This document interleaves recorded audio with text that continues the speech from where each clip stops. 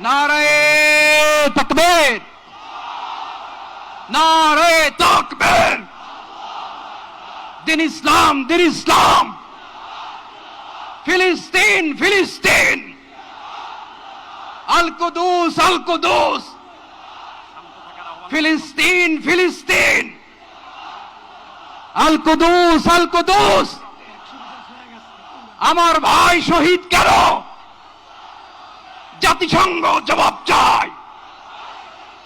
গাজায় গণহত্যা কেন? জাতিসংঘ জবাব চায়।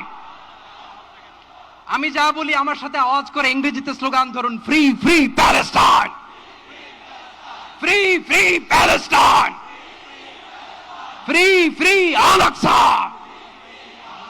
1 2 3 4, genocide no more. From the river to the sea, Palestine will be free. Nare takbir. Wa ma alayna illa al-balagh. Assalamu alaykum wa rahmatullahi wa barakatuh.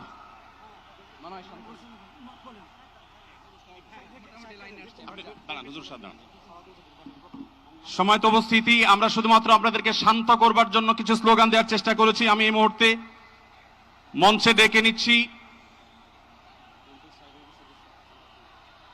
Bangladesh জাতীয়তাবাদী দলের স্থায়ী কমিটির সদস্য জনাব সালাউদ্দিন আহমদ। জনাব সালাউদ্দিন আহমদকে আমি মঞ্চে আসার জন্য বিনীতভাবে অনুরোধ করছি। এবারে আমি অনুরোধ করছি মঞ্চে আসার জন্য দৈনিক আমাদের সম্পাদক জনাব মাহমুদুর রহমানকে।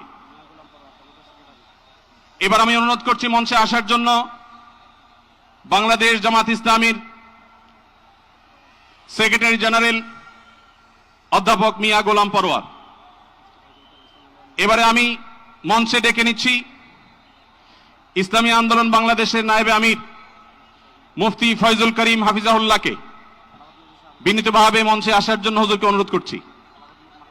এবার আমি মঞ্চে আসার জন্য অনুরোধ করছি বাংলাদেশ খেলাফত মজলিসের মাননীয় আমির জনাব মাওলানা মামুনুল হক হাফিজাহুল্লাহকে মঞ্চে আসার জন্য বিনীতভাবে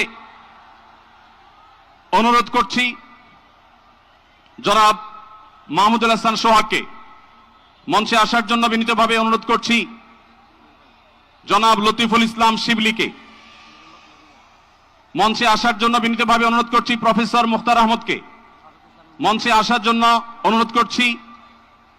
হযরত মাওলানা মুফতি সাখাওয়াত হোসেনকে মঞ্চে আসার জন্য বিনীতভাবে অনুরোধ করছি। হেফাজত ইসলাম বাংলাদেশের মহাসচিব হযরত মাওলানা সাজিদুল ইসলাম সাহেব হাফিজাউল্লাহকে মঞ্চে আসার জন্য অনুরোধ করছি। এনসিপির অন্যতম নেতা জনাব হাসনাত আব্দুল্লাহকে মঞ্চে আসার জন্য অনুরোধ করছি। জনাব নুরুল হক নূর ভাইকে, গণ অধিকার পরিষদের নুরুল হক নূর ভাইকে। এরপরে আমি বাংলাদেশ জাতীয়তাবাদী দলের অন্যতম নেতা শহীদুদ্দিন চৌধুরী অ্যানিকে মঞ্চে আসার জন্য বিনীতভাবে আহ্বান করছি।